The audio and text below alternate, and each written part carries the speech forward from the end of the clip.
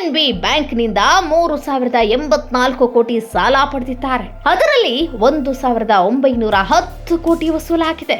IDBI ಬ್ಯಾಂಕ್ನಿಂದ 2,990 ಕೋಟಿ ಸಾಲ ಪಡೆದಿದ್ದಾರೆ. ಅದರಲ್ಲಿ 1,375 ಕೋಟಿ ವಸೂಲಾಗಿದೆ.